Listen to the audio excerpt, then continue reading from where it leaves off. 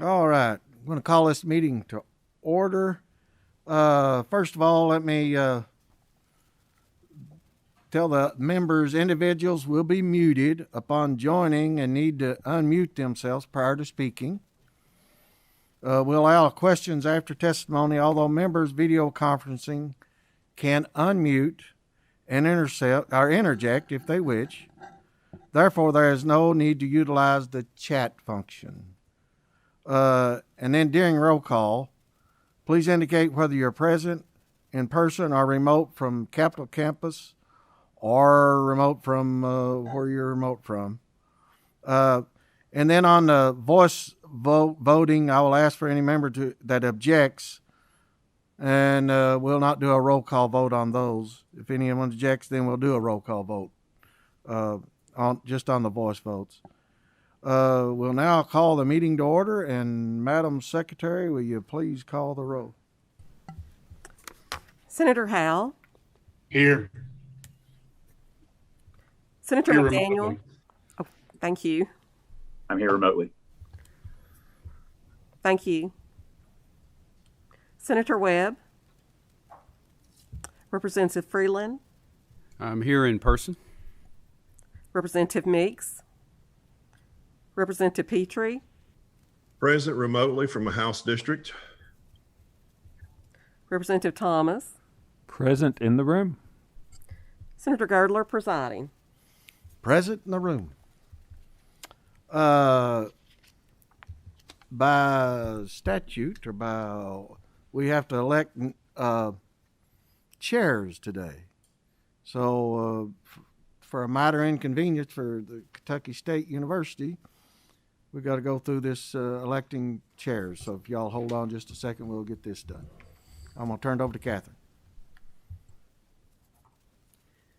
Is there a nomination from a Senate member for the position of Senate co-chair of the committee? I nominate Senator Girdler. Second. Senator McDaniel has nominated Senator Girdler, and Senator Howell has seconded the nomination. Is there a motion from a Senate member that nomination cease and that Senator Girdler is elected by acclamation? So moved. Motion by Second. Senator McDaniel and seconded by Senator Howell. Motion having been made and seconded that nomination cease, and so that Senator Girdler has been elected co-chair by acclamation, and without objection so ordered. Senator Girdler, congratulations on being elected the new Senate co-chair of the Capital Projects and Bond Oversight Committee. Thank you. Boys, I'll send you all checks later. They're in the mail. Thank y'all. Is there a nomination from a House member for the position of House co-chair of the committee? I'll make a motion that we put up Chris Freeland as chairman or co-chair. Representative Thomas has nominated Representative Freeland. Is there a second from a House member? A second. Seconded by Representative Petrie. Is there a motion from a House member that a nomination cease and that Representative Freeland be elected by acclamation? So moved. And second. Motion made by Representative Petrie and seconded by Representative Thomas. Motion having been made and seconded that nomination cease, and so that Representative Freeland be elected co-chair by acclamation without objection so ordered. Representative Freeland, congratulations on being elected the new House co-chair of the Capital Projects and Bond Oversight Committee. Well, thank you so much, and I'll have Senator Girdler send another check to my guys as well. Thank you. You know, it don't sound like we won an election. It sound like we got railroaded, just to be honest with you. All right. Now we need a motion for the approval of the minutes. I'll make the motion. All right. Got a second. Got a first and a second. And any member object? If not, so approved. Now we got some information items from Catherine, and she's going to go over those for us real quick. Go ahead, Catherine.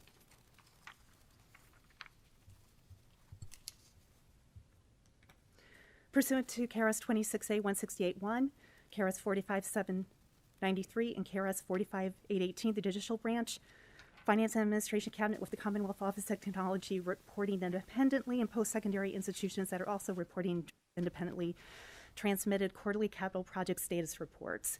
Pursuant to KRS 45765, U of L submitted reported an equipment purchase, a research equipment purchase. Pursuant to KRS 45812.1, 4 school districts reported debt issues. Pursuant to KRS 56863.11, the Office of Financial Management transmitted the semi-annual report of the Kentucky Asset Liability Commission. For the agenda for E, the State Property and Buildings Commission approved the Northern Kentucky University cessation debt issue last month on March 24th, and the School Facilities Construction Commission submitted its quarterly report of prior debt issues. All right. Thank you, Catherine. So, Mr. Chairman, I've got a couple of quick questions there. All right. Go ahead, Daniel. And if I'm in the wrong place because of how the emails came in, I might be a little confused here. First of all, I've got some questions back in the report on the capital projects. One for Justice. There's a line item in there about not doing the KSR dorm stabilization, but instead demoing the tower. Now, there was another tower demo or a tower stabilization that went to tower demo. And I was just kind of curious, are we deferring necessary maintenance on the dorms at KSR in order to get that tower down? We are checking on that question. If there's nobody there that can answer, if we can get these in writing, Mr. Chairman, I'm not want to belabor things. Okay. But I had actually 4 off of those total reports there. All right. Next is for transportation on page 14 of their report. We canceled the Clay County Transportation Office that had been authorized over a couple of biennial budgets. And I was wondering, does that money get returned to the road fund? That those funds, I believe that was initially authorized with bond funds supported by road fund debt. If it's canceled, if the debt hasn't been issued yet, then there's no road funds to return. So actually, the road funds wasn't paid out yet. Correct. And then with respect to the Justice Cabinet projects, I believe it was in 2020 where there were some projects that were canceled back then, and then the funds were reallocated. Gotcha. And then I'll ask one more quick one. I'm going to skip ahead over some of these other ones there. This one's for Ryan. Ryan, in your Asset Liability Commission report, which might be one of the great sleeper reports in all of government, honestly. If you really want to know where policy and finance have to collide, that's a good space to look. In the interest rates that you referenced for tax-exempt bonds, we referenced between 2.32 and 2.84. Do you have an idea yet, and or will that influence the assignment of the template rate as we go into the budget next year? So that is pulled off of Bloomberg. So it's just a standard rate. It doesn't correspond to really any way we borrow. The template rate uses maybe as many as 5 different data points with variance over time. So yes, the bond buyer rates influence it along with other rates that we pull from Bloomberg. And as I said before in this meeting, historically low rates and low tax exempt supply. So we are in good interest rate environment. And with the amount of borrowing that's probably about to go on as people try to leverage the added federal funds coming our way, I don't know. It would just seem that we could have a pretty incredibly low template rate in the next budget. Thank you, Mr. Chairman. Thank you. Any other questions? All right. We're going to invite Kentucky State University up to the table and introduce yourself and your guest, or have your guest introduce. The others are afraid of you, or what? They are. All right.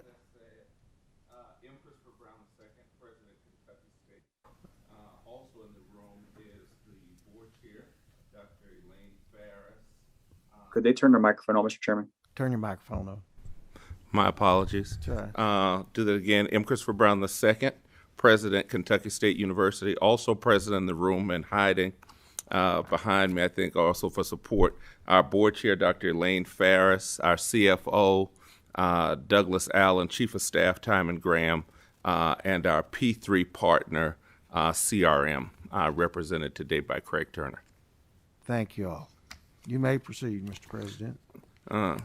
I want to observe brevity, but wanted to give you a snapshot of housing at Kentucky State, and particulars given HB 303, the nexus between housing and enrollment. And I thank you both, co-chairmen and senators and representatives, for this time. The current campus housing capacity at Kentucky State, our current student enrollment is 2,290 students. Of these, 2,150 are undergraduates and 140 are graduate students. The university has capacity for 866 beds on campus in regular use. There are additional 24 that are offline that go to residence hall assistants and RAs. This year, even in the midst of COVID, we topped 993 housing applications for the fall, but were not able to accommodate over 100 of them because of housing capacity. And then we additionally ran into the COVID spacing compliance issue. Beginning in fall 2017, we began to house students for variable semesters in what we call auxiliary housing, which are hotels across the city of Frankfort. Notwithstanding, we continue to see widespread complaints, particularly from parents of freshmen who end up in off-campus housing because they are late applying. And even with us reopening residence hall we call the halls, there's still facility and challenge issues that are there. I want to share that prior to 2005, Kentucky State had a relatively stable enrollment of 2,300 students. If you look year over year, it'll be 2,356, 2,303, 2,254, relatively stable. Between 2006 and 2011, there was a spike in enrollment that averaged around 2,750 students, topping off at 2,834 in 2009. Between 2011 and 2015, there was a downward spiral, bottoming out at 1,500 students. But for the last 3 years, we've returned to stable enrollment of about 2,200 students. The campus, though, also has a capacity. It is one of the underleveraged campuses of the Commonwealth. And there's an interesting number that I want to share with you, and that's 2.6.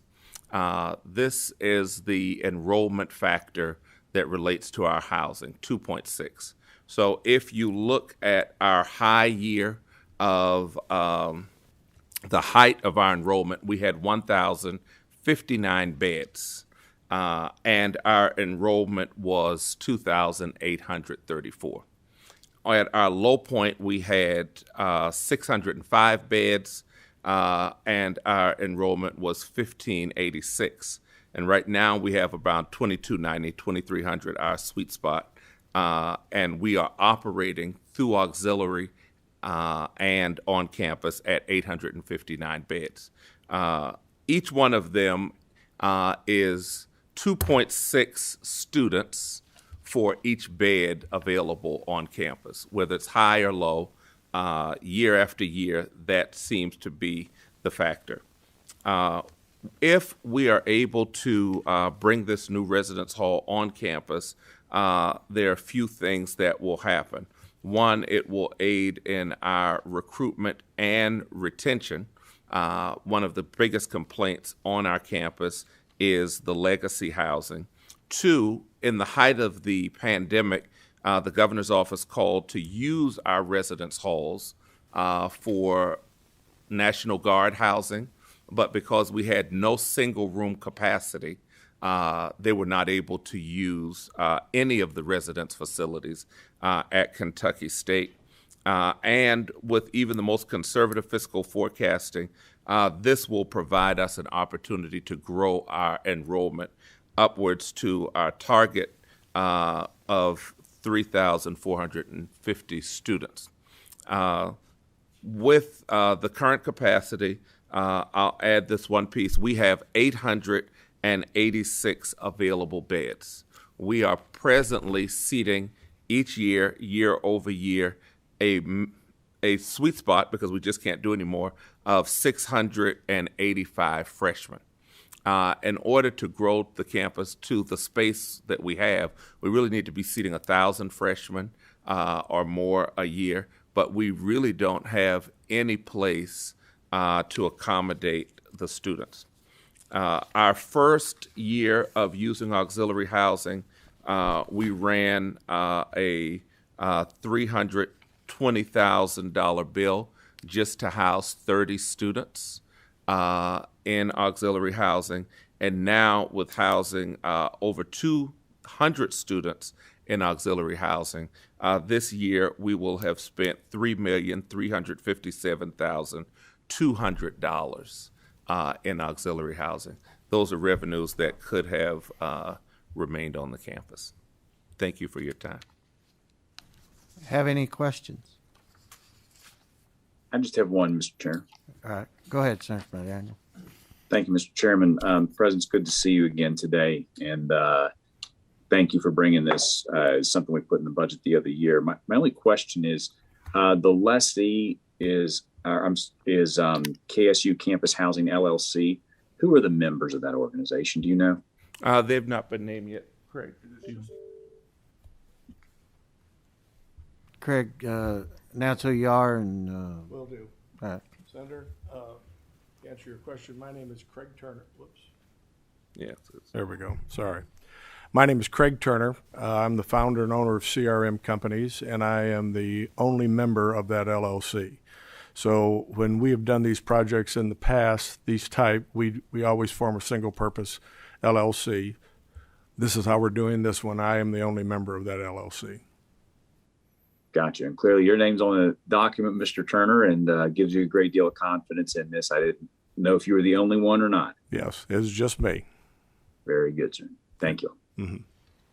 Do we have any other questions for Dr. Brown or any of his members with him? All right. If there's no other questions, can we get a motion to approve the development for Kentucky State University for the new residence hall? I'll make that motion. Got a Senator Daniel for a motion and Second. Representative Walker for a second. If there's no further questions, Madam Secretary, will you please call the roll? Senator Howell. Aye. Thank you. Senator McDaniel. Aye. Thank you. Senator Webb. Representative Freeland. Aye. Representative Meeks. Representative Petrie. Yes. Thank you. Representative Thomas. Aye. Chairman Girdler. Aye. It passes. Dr. Brown, we appreciate you being here, and we appreciate the people with you. This should, and I know this is just a comment, this should when we do away with auxiliary, won't this save us quite a bit?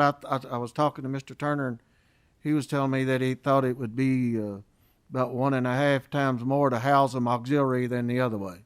Yes, sir. So yeah, this will over time will be beneficial for all of you, and help us in that with Kentucky State University. So thank you all for being here. Thank you. All right.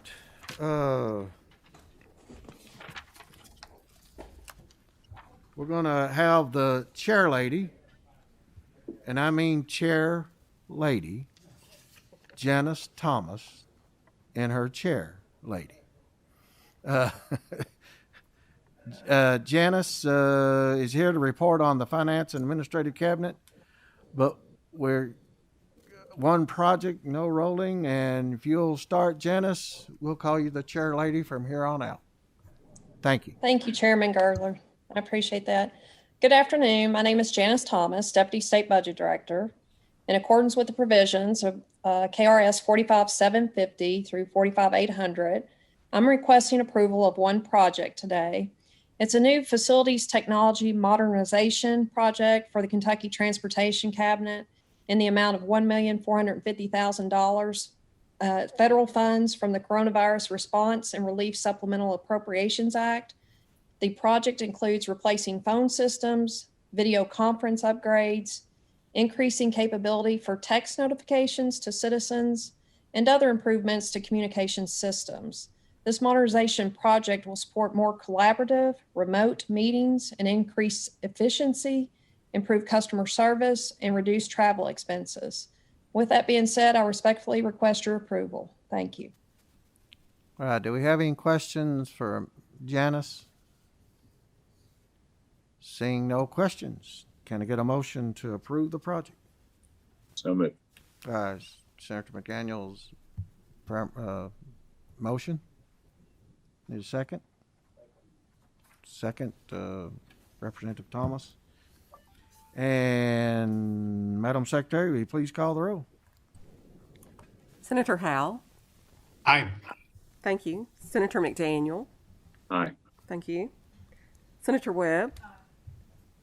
Representative Freeland. Aye. Representative Meeks. Representative Petrie. Yes. Thank you. Representative Thomas. Aye. Chairman Girdler. Aye. Motion is approved. Thank you, Janice. Thank you. Now we're going to move to Sandy Williams and Office of Financial Management. But we got 10 of these. We'd like to roll them together. Now, if there's a problem with it, you can tell us. But there's 10 Fund A loans and Fund F loans. So if we get a motion to roll these at somebody give me a motion to roll them. All right, Representative Freeland. And need a second? Second. Second, Brother Thomas. All right. Sandy, if you're out there, come on in. Thank you, Chairman Girdler and members of the committee. I'm Sandy Williams, Deputy Executive Director with the Kentucky Infrastructure Authority. And pursuant to KRS 224A-100, the authority will present 10 projects for the committee's review.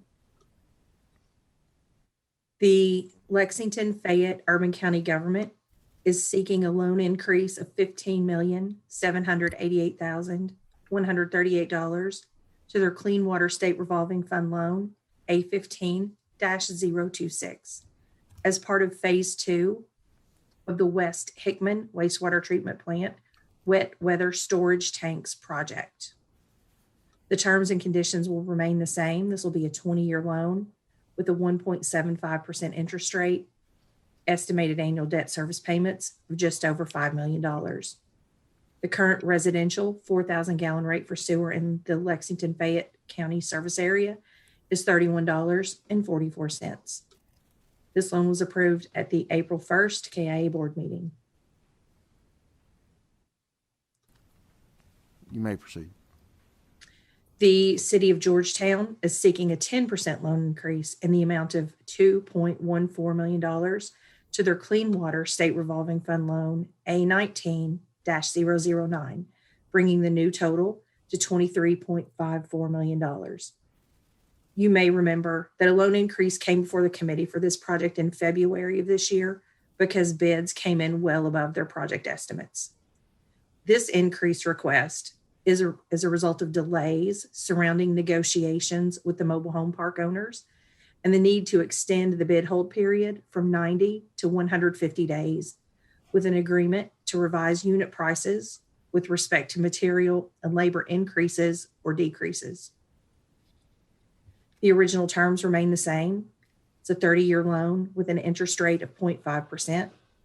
The current 4,000 gallon rate for sewer in Georgetown is $25.38. This was a director level loan increase approved pursuant to 200 KAR 17050. All right. Paducah McCracken Joint Sewer Agency is requesting a loan increase of $2,046,410 for the Fund A Long-Term Control Plan Project Number 3, Outfall 3 Fine Screening Phase 1 project due to bids coming in higher than budgeted. This will bring the total loan amount for A 20-032 to just over $7.2 million. The project work and scope remain the same. The original terms also remain the same. This will be a 20-year loan, an interest rate of 0.5%. And the current 4,000 gallon rate for sewer in Paducah is $23.76. The loan was approved at the April 1st KA board meeting. Okay.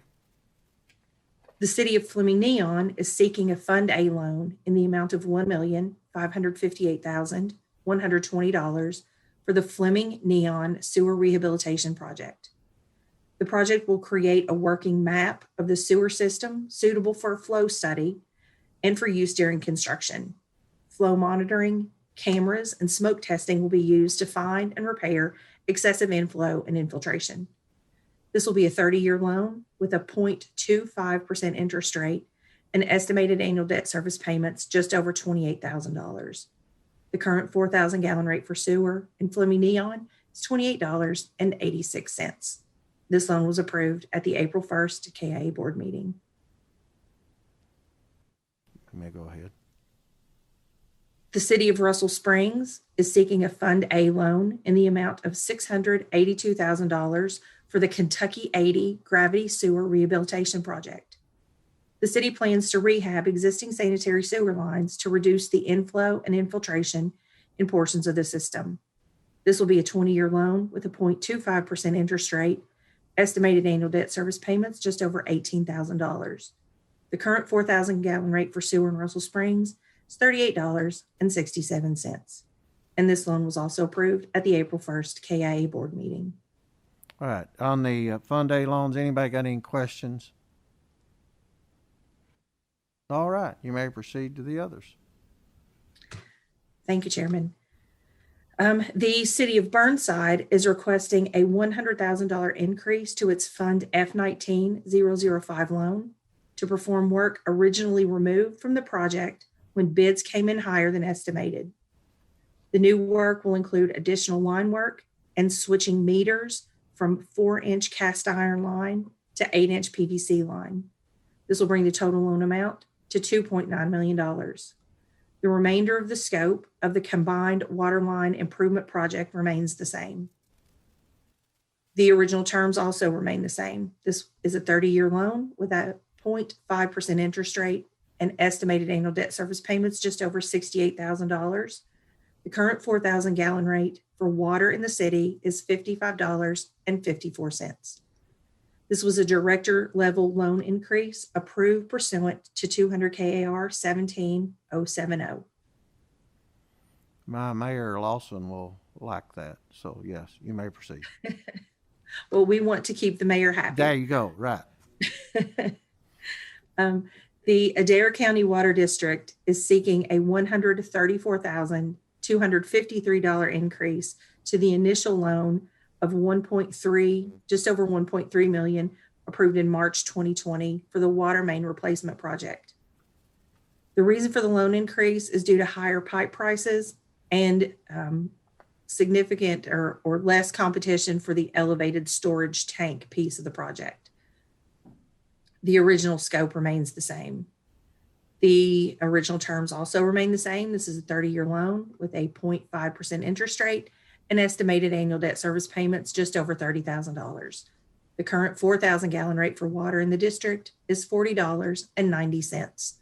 This was a director level loan increase approved pursuant to 200 KAR 17070. All right. You may proceed.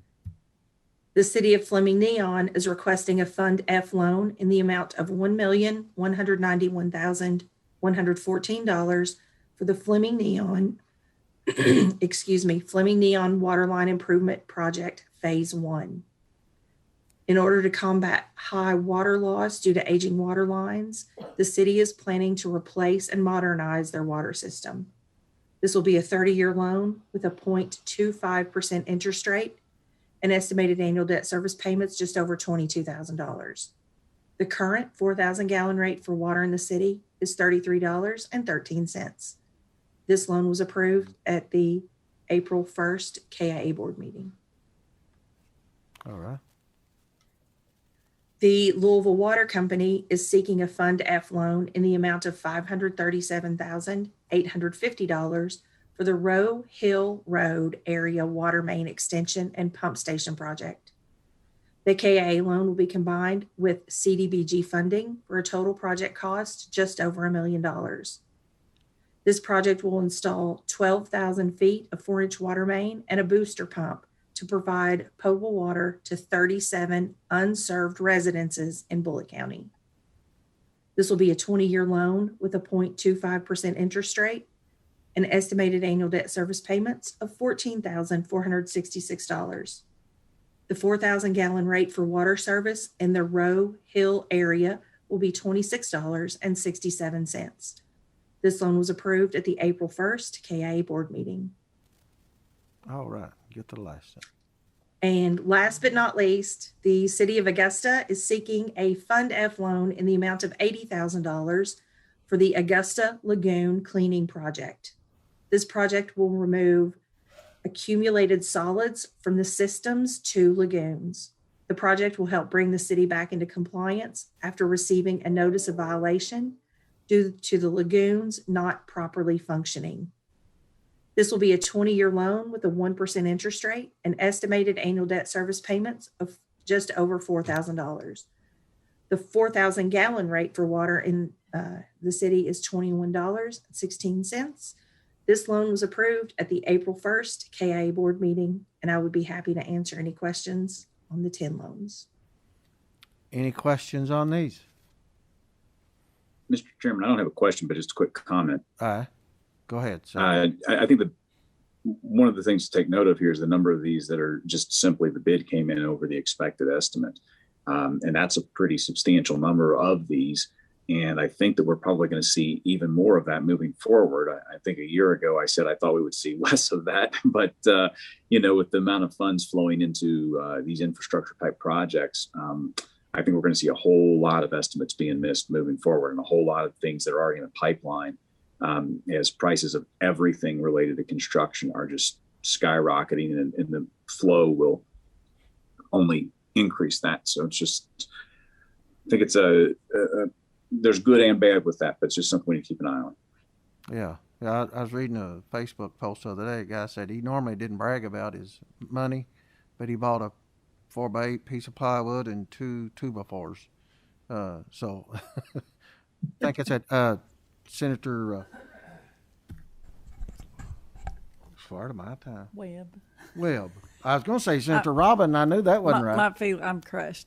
I agree with the chairman on that, and certainly what I anticipate along with that is a fresh look at compliance on the federal level. And I think we're going to probably see enforcement perhaps ramped up for our communities. So we need to be, mindful of that going forward and how important wastewater and water issues are and our infrastructure needs at this time. But I really fear that we're going to be looking at a lot more compliance issues on this committee and in the budget, and while costs are going up. So I think we need to just be mindful of that and try to work with our communities. And we're lucky to have KIA and their expertise, and those are just my comments. But thank you, Mr. Chairman. Thank you. I know it's Senator Robin, but I forgot the Webb. Like I didn't know Perry Clark was, I thought he was Senator Perry. I didn't know he was a Clark. All right. Any more questions? We have no more questions. I'd like to have a motion to approve these 10 KIA transactions with the Adair County increase contingent upon the PSC approvals. Get a motion, Representative Redland? I'll second. Second. All right. Madam Secretary, please call the roll. Senator Howell. Aye. Thank you. Senator McDaniel. Aye. Thank you. Senator Webb. Representative Freeland. Representative Meeks. Representative Petrie. Yes. Thank you. Representative Thomas. Aye. Chairman Girdler. Aye. Thank you. Motion's approved. Now, we're going to have Ms. Butler come in on the City of Bowling Green on Ball Metal Beverage Container Corporation. So go ahead, Sarah. Thank you, Chair, and thank you, Committee. Ball Corporation has been operational for more than 100 years as one of the leading suppliers of aluminum packaging for beverages, foods, and household products. Back in 2019, the company produced 48 billion recyclable aluminum beverage containers across North America, which amounts to nearly 42% of all aluminum beverage containers produced that year.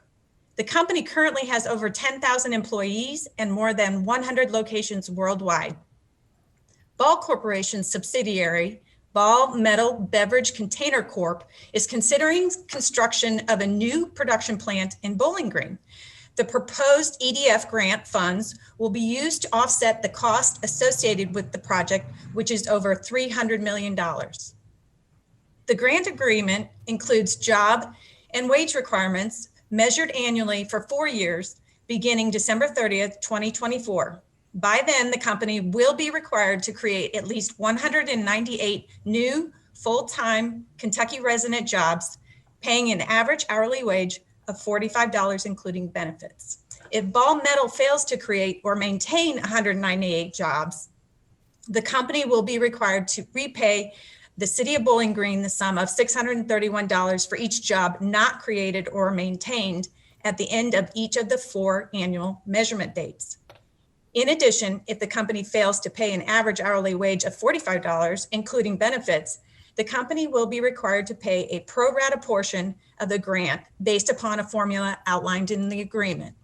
Ball Metal Beverage Container Corp. Will be required to provide a letter of credit as security for the repayment of those grant proceeds. The project received the required recommendation from the Secretary of the Cabinet for Economic Development and concurrence from the Secretary of the Finance and Administration Cabinet. KEDFA approved the project at its meeting on January 7th, 2021, and pursuant to KRS 154.12, the Cabinet respectfully requests approval of $500,000 in economic development funds to Bowling Green on behalf of Ball Metal Beverage Container Corp. I'm happy to answer any questions. Have any questions for Sarah? Seeing we have no questions, can we get a motion for the Economic Development Fund grant? Your turn, Chris. I'll make the motion. All right, Representative Thomas. Representative Reeland, second. Madam Secretary, please call the roll. Senator Howell. Aye. Thank you. Senator McDaniel. Aye. Thank you. Senator Webb. Aye. Representative Freeland. Yes. Representative Meeks. Representative Petrie. Yes. Thank you. Representative Thomas. Aye. Chairman Girdler. Aye. It passes unanimously. All right. Thank you, Sarah. Thank you. Now we've got Mr. Ryan Barrow. He's going to borrow, but he's going to be barrel here. Come on, Ryan. Yes, sir. So the first item for consideration today is typically we take about 1 general fund refunding a year. That's not unique, but what is unique is some of the structure. We're basically going for maximum flexibility. There's 4 series of notes, and just to break down, the Series A would be currently callable. So those that are within 90 days of the call date. And then we really have kind of 2 alternative structures, or really arguably 3. So Series B is a federally taxable. So refund those that are not currently callable with taxable bonds, which this committee has seen and approved some of those transactions recently. The Series C is a unique concept for this committee, but not for state prop. and not for the municipal market, as we're contemplating a tender. A tender is a voluntarily turn in a tax exempt bond that an investor would hold. They would turn that back in and we would issue tax exempt bonds. So we would love to shift as much tax exempt paper as we can to the Series C because the rates are obviously lower. And the bondholder gets really kind of two things. They get better economics because if we refund with taxable paper, that's basically there's cash sitting behind that bond and they can go and sell it at a premium.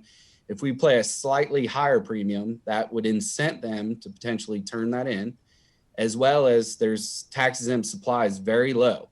So anybody that currently holds Commonwealth paper could get another 10-year call protection. So there'd be another 10 years call so we could exchange bond for bond.